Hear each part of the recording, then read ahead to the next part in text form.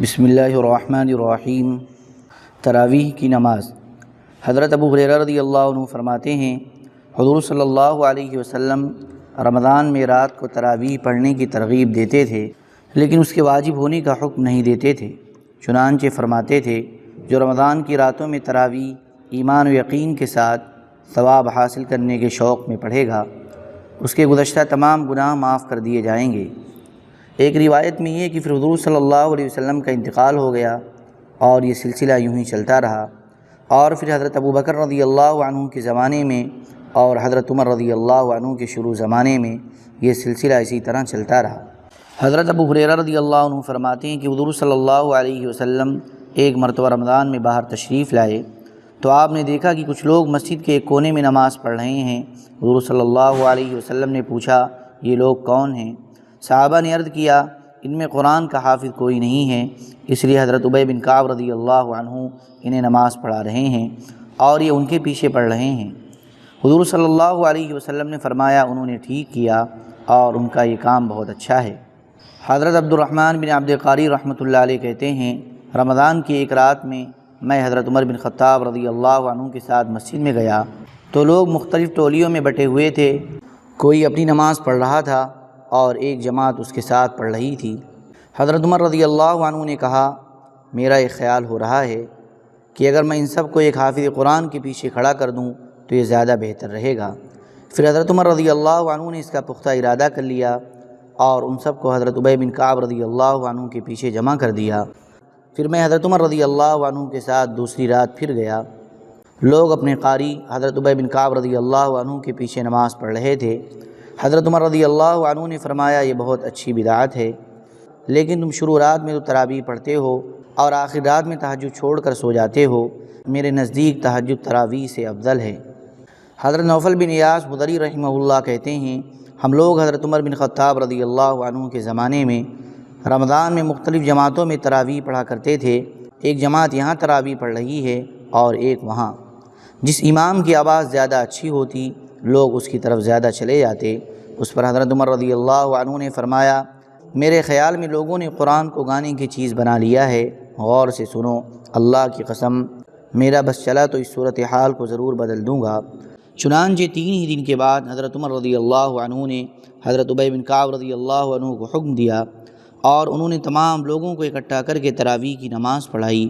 پھر حضرت عمر رضی اللہ عنہ نے آخری صف میں کھڑے ہو کر فرمایا، ہے تو یہ بدعت لیکن ہے بہت عمدہ۔ حضرت ابو اسحاق حمدانی رحمہ اللہ کہتے ہیں، حضرت علی بن ابی طالب رضی اللہ عنہ رمضان کی پہلی رات میں باہر تشریف لائے تو دیکھا کہ قندیلیں روشن ہیں اور اللہ کی کتاب پڑھی جا رہی ہے۔ حضرت علی رضی اللہ عنہ نے فرمایا، اے ابن خطاب، جیسے تم نے اللہ کی مسجدوں کو قرآن سے منور کیا ہے، ایسے ہی اللہ تبارک و تعالی تمہاری قبر کو منور فرمائے۔ حضرت عروہ رضی اللہ عنہ فرماتے ہیں، حضرت عمر بن خطاب رضی اللہ عنہ نے رمضان میں تراویح کو ایک بڑی جماعت میں پڑھنے کا سلسلہ شروع کیا اور مردوں کے لیے حضرت ابی بن کعب رضی اللہ عنہ کو امام مقرر کیا اور عورتوں کے لیے حضرت سلیمان بن ابی حثمہ رضی اللہ عنہ کو۔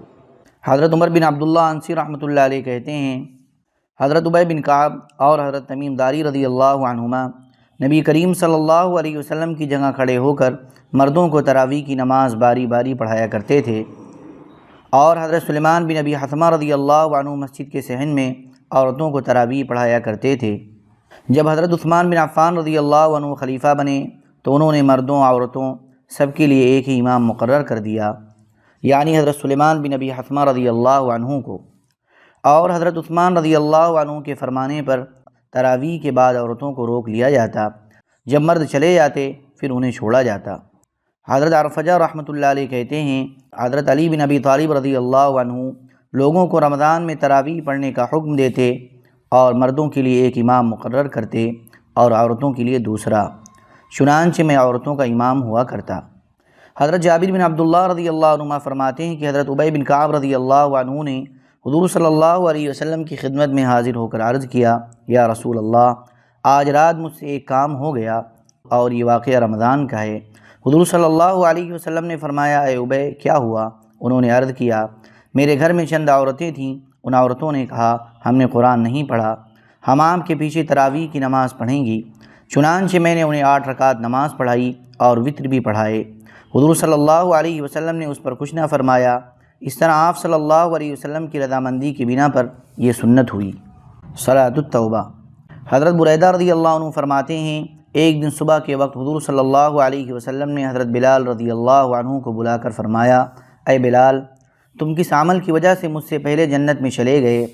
آج رات میں جنت میں داخل ہوا تو میں نے اپنے آگے تمہارے چلنے کی آہٹ سنی۔ انہوں نے عرض کیا، یا رسول اللہ، جب بھی مجھ سے گناہ ہو جاتا ہے تو میں فوراً 2 رکعت صلاۃ التوبہ پڑھتا ہوں، اور جب بھی میرا وضو ٹوٹتا ہے تو میں اسی وقت فوراً وضو کر کے 2 رکعت نفل تحیۃ الوضو پڑھتا ہوں، صلاۃ الحاجہ۔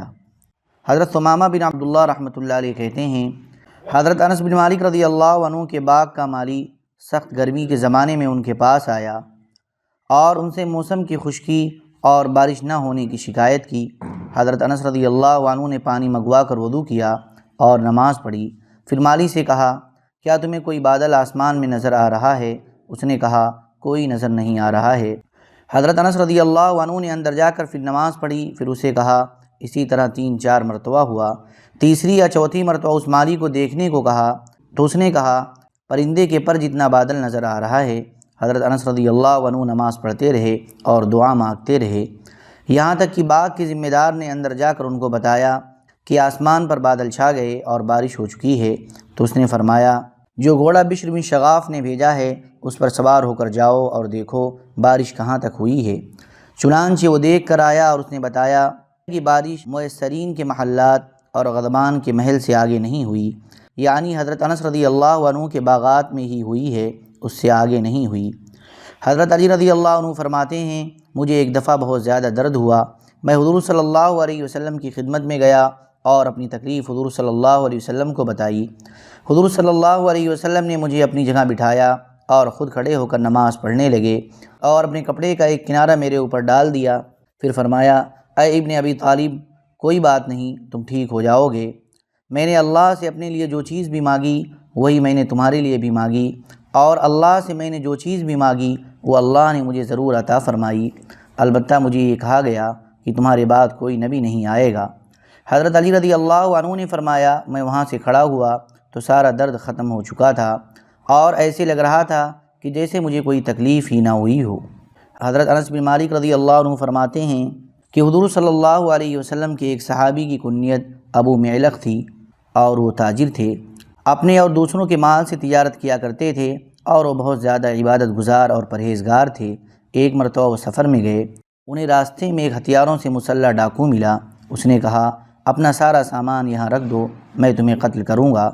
اس صحابی نے کہا، تم نے مال لینا ہے وہ لے لو۔ ڈاکو نے کہا، نہیں، میں تو تمہارا خون بہانا چاہتا ہوں۔ اس صحابی نے کہا، مجھے ذرا مہلت دو، میں نماز پڑھ لوں۔ اس نے کہا، جتنی پڑھنی ہے پڑھ لو۔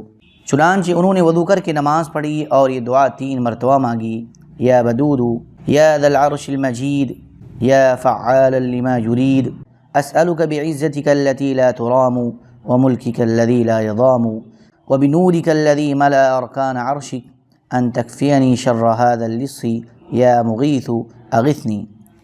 تو اچانک ایک گھڑ سوار نمودار ہوا جس کے ہاتھ میں ایک نیزہ تھا، جسے اٹھا کر اس نے اپنے گھوڑے کے کانوں کے درمیان بلند کیا ہوا تھا۔ اس نے اس ڈاکو کو نیزہ مار کر قتل کر دیا۔ پھر اس تاجر کی طرف متوجہ ہوا۔ تاجر نے پوچھا، تم کون ہو؟ اللہ نے تمہارے ذریعے سے میری مدد فرمائی ہے۔ اس نے کہا، میں چوتھے آسمان کا فرشتہ ہوں۔ جب آپ نے پہلی مرتبہ دعا کی تو میں نے آسمان کے دروازوں کی کھڑکھڑاہٹ سنی۔ جب آپ نے دوبارہ دعا کی تو میں نے آسمان والوں کی چیخ و پکار سنی۔ پھر آپ نے تیسری مرتبہ دعا کی تو کسی نے کہا، یہ ایک مصیبت زدہ کی دعا ہے۔ میں نے اللہ تبارک و تعالیٰ کی بارگاہ میں عرض کیا کہ اس ڈاکو کو قتل کرنے کا کام میرے ذمے کر دیں۔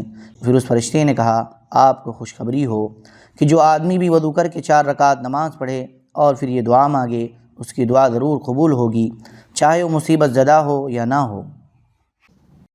اللہم صلی علی سیدنا وحبیبنا ومحبوبنا ومولانا محمد وبارک وسلم۔ سبحان ربک رب العزة عما یصفون وسلام علی المرسلین والحمد للہ رب العالمین۔